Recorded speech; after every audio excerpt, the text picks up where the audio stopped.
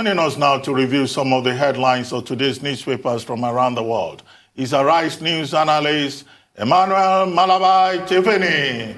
Good morning, Emmanuel. Good morning, Ruben. Good morning. Good morning, Rufai. Good morning, Victoria. Good morning, Tundu MK Abiola.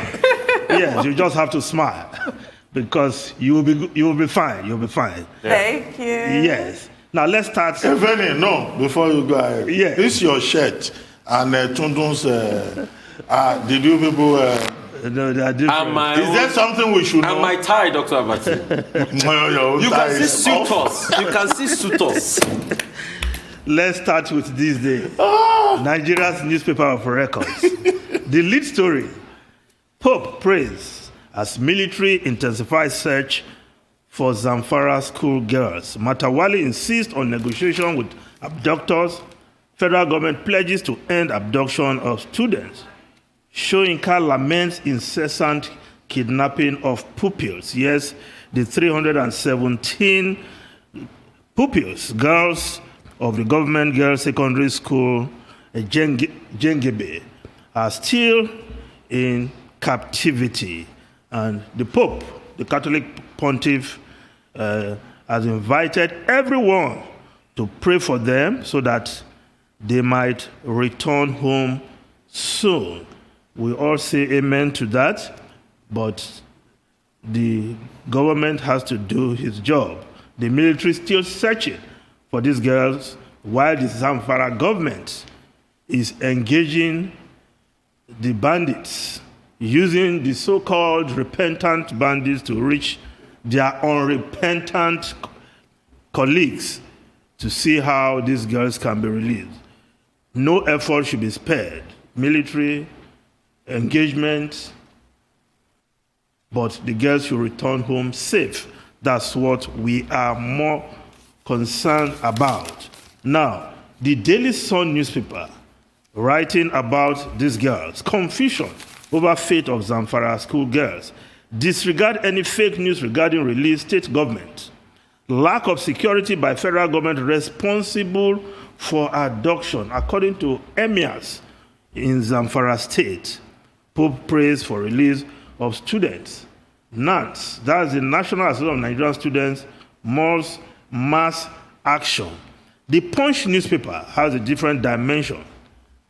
Nigerians will be shocked by those behind schoolgirls' abduction, says Matawali. We are waiting for the arrival of the freed schoolgirls. Governor, kidnapped students have not been released, says Commissioner. Zamfara girls not yet released, declares Commissioner of Police.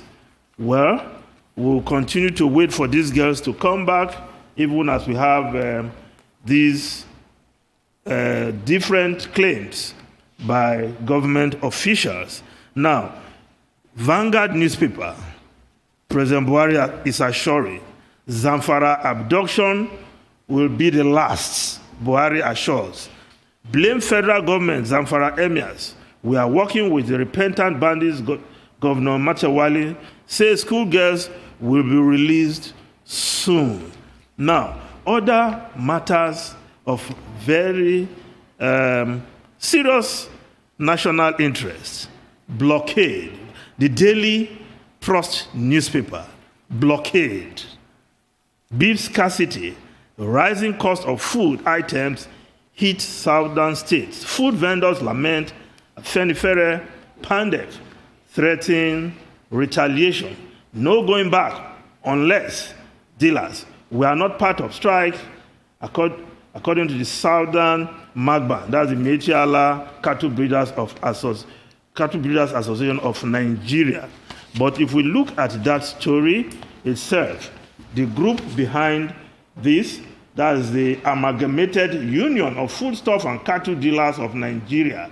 They have driven prices up, and of course, this group is an affiliate of the Nigerian Labour Congress. And they are making their demands. The union is demanding protection of its members, payment of 475 billion compensation for lives of members and properties lost during the EndSARS protest and Shasa market crisis in Ibadan. It is also demanding the dismantling of all roadblocks on federal highways where their members are harassed and money extorted from them by agents of government. So that is their demand. Are they going about it the right way? I don't think so, because they have not negotiated with anybody before slamming what they call blockade on foodstuff moving from the north to the southern part of the country. Now, the New Telegraph, petrol to sell for 230 naira per liter in March. Marketers, panic buying, product hoarding, rock Lagos, Abuja. Yes, the marketers are saying something will happen in March, 230 per liter, but the Nigerian News Direct, no increase in fuel price in March. NNPC cautions against hoarding, panic buying as marketers short station. Should we believe the NNPC or the marketers? But we are in the month of March, the first day of the month of March, and we'll see how it pans out. Now, the foreign newspapers quickly.